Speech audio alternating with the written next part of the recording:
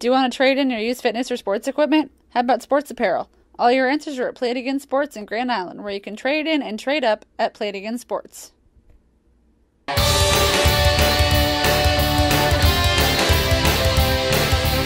right, welcome to End Zone Online. I'm George Ayoub with Bobby Mills. Another edition of our Monday morning talk about high school football. We're in playoff time, and it's a great time of year. More it's exciting cold. by the day. Yeah, it is. So let's start with Class A. The Islanders go for two with 1 second left, and make it. They beat Burke by a point. Isn't that incredible? And of course, the big thing there is that Burke missed the late field goal. The Islanders took the ball right down the field and scored. Pierce Allman was really on his game Friday night. Great leader, got the thing in, and they did a little swinging gate at one point, and I think that's great. Yeah, and got it in. So the Islanders will meet Omaha North here Friday night. What do you expect in that matchup? Well, I expect about the same thing. North is about the same kind of team as Burke, but they have a little bit better defensive backfield than Burke does. And as we talked about before, they must be pretty good on defense, right, because they have limited everybody but Bell West, right, to not very many points. I know, and they have they swept the series with Millard North, which is hard to do. And it really is. Beat them 21-13 last week, but that score there, it was a late Millard North score. I mean, they really dominated them. They did early on. Of course, and they have the premier running back in the state, Kelvin Strong. That's right. It'll be fun to watch him, and it'll also set records. Yeah, it'd be fun to also watch the Islander defense against him, because he could be in for. I don't think he's going to have any more 300 nights. We're not at that time of year. No, but it's going to be very interesting. It'll be great. It'll be a great matchup. Oh boy! And of course, as I said before we started, the Islanders win it. On the last play, they intercept Bellevue West, who could score and tie. They go for two and get the win. Those are parts of magical seasons. That's right. You never know. So don't count the Islanders out. They're coming in as a 6th seed here, but they've really played good football on both sides of the ball. They're a tough team to stop. They are. And sometimes when you're on the sidelines, whether you're on theirs or the opposing teams, you can feel the magic about a team, of cohesiveness. You can feel that the kids really are close-knit. Mm-hmm. I've seen two teams like that this year. One of them is Grand Island. Right. Yep. So that can take you a long way. 7 o'clock Friday night at Memorial Stadium. On the other side of the bracket, Westside and Millard West. Of course, Westside owns a big victory over the Islanders. Any thoughts on that one? Boy, I don't know. I think Westside should win that game, but Millard West has all of a sudden found a running game with Guido, Sal Guido. So maybe Millard West. There's another team that has a will to win too. So they were pretty one-dimensional early on, and were not dominating. They struggled. They lost a ball game, but now they have a little balance on offense. Ross Durrell is the leader, at quarterback. So could be GI Millard West. We hope. Yeah. Aurora, the last area team in Class B, lost to McCook. This didn't surprise me. We did the McCook Northwest game this year, and one of the things we thought is that McCook was improving, and as they continue to improve, they're going to be a really tough matchup. They will be. So Aurora had a great season. Always has a great season. Yes. Terrific program. It didn't really surprise me that they had to travel to McCook, and that.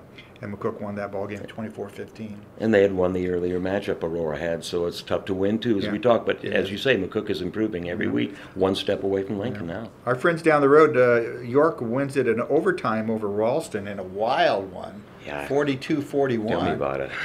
Amazing game. And so they're going to match up with the number 1 seed Gretna at Gretna's house. That'll be a tough game for the Dukes, but you never know. Another team has a little magic going for them. That's my second team that has that feeling.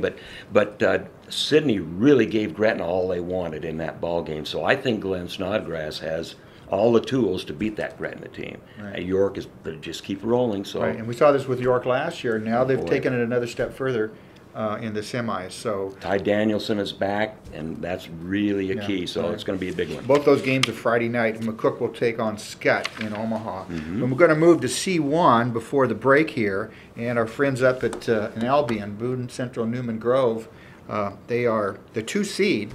They're going to take on Norfolk Catholic. Oh boy! And they play Norfolk Catholic.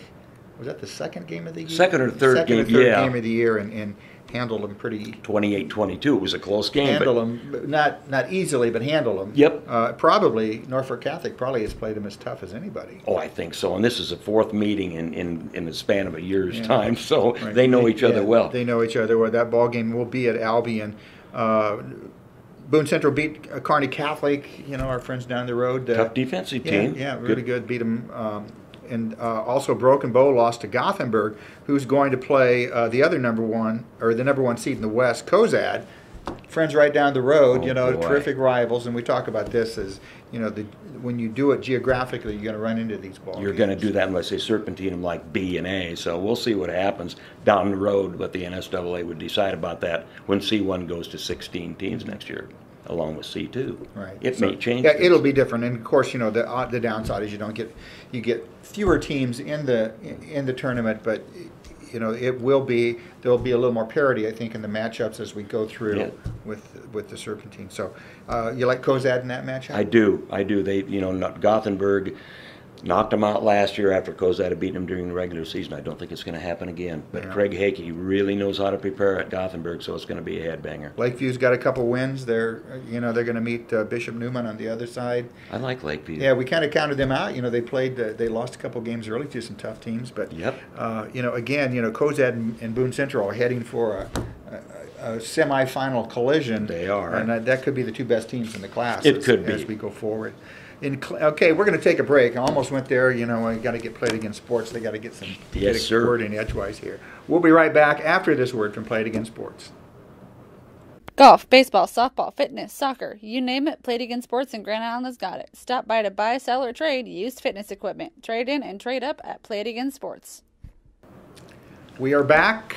End Zone Online, another edition. Bobby Mills, George Ayoub here from theindependent.com. Spacious and well-decorated conference room, I might add. Boy, I would say. Really, it's a gorgeous place.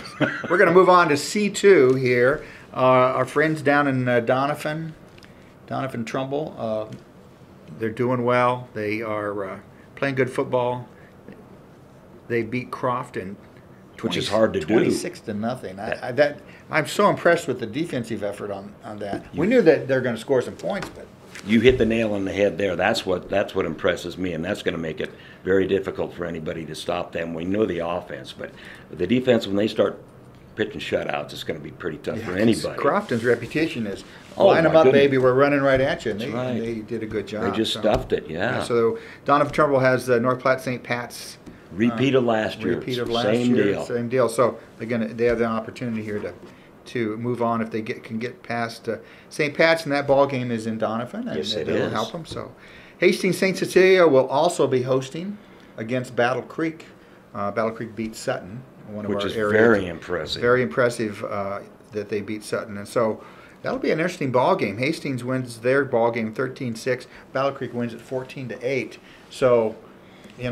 They both played. Battle Creek's line is huge. Yeah, great defense. Yep. This will be a ball game where mistakes will and turnovers will be huge. Boy, you hit it on. Yeah, that's right. And it could come down to an extra point, but first 1-21 win, maybe, I don't know. And it could set up a St. C's Doniphan-Trumbull rematch. That would be the only way I'd worry about Doniphan-Trumbull. I would think. I always like Carl Tesma this time of year. Yeah, I do too. He's been there, and he's very knowledgeable football coach, but also been through a lot of playoff scenarios. He has. He knows how to do it. That. Yeah. I thought an interesting, Centennial just put a beat down on the number one seed. Centennial came through as an 8. They beat Omaha Brownell Talbot. This is in the other side of the eastern half of the C2 bracket. Yep.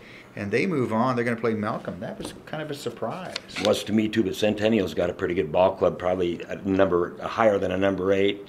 And God bless their heart, Brownell Talbot probably was a lucky number 1, because of the the 1-loss record. Centennial's not that bad. Yeah, so interesting stuff on that side of the bracket. So we go to D1. The area teams here, Palmer and Burwell, the last two area teams, both lose. Palmer to Overton, Burwell lost to Elm Creek.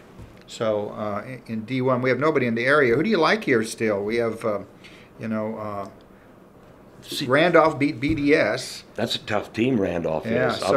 And that's an 8 seed Randolph, but they're a good team. I'm interested to see Howells Dodge and Creighton. offense against defense. Creighton can score 1,000,000 points, and How's Dodger play defense oh, against Mike's boys, that's their forte this year is defense. Right, And so you know what wins ball games, George, don't you? Yeah, I heard it's defense. Yes. That ball game's at Creighton, but I don't know. You know that they're not that far away. I think it'll. I don't know what the. If there is an advantage, home field advantage, it's slight. I would say in that. I would part. say in that matchup anyway. That would be a game I'd love to see. Yeah. So our friends up north they'll be strapping it on, getting it after.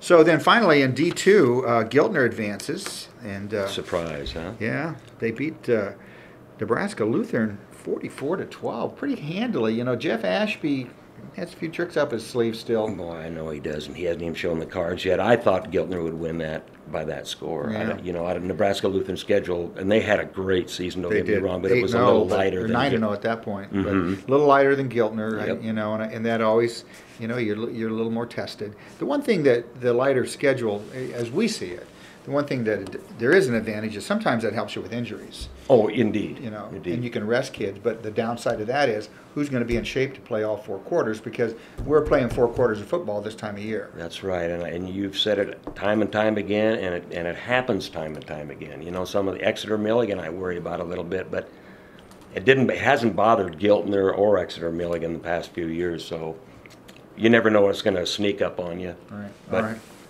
hopefully they run them to death, and they're in shape by now. I should mention that Giltner moved on, and Giltner's going to play Why Not. That's interesting. And Why Not, 2 seed, very good football team at Giltner's place. So they're defending state Just tomorrow. basketball champions. I'll bet you can't guess what they do on offense. They pass all the time. So that should be interesting. There you go. A couple notes on the Islander matchup against North. You know, Great Grand Island's first time in the semis since 1990. Right. And they went on to play in the state championship game that year, lost to Papio 42-21. Papio was loaded. Oh, I was there. You remember some of those guys on that team. My goodness. They were loaded. John Gibson was Oh. a terrific player. Yeah.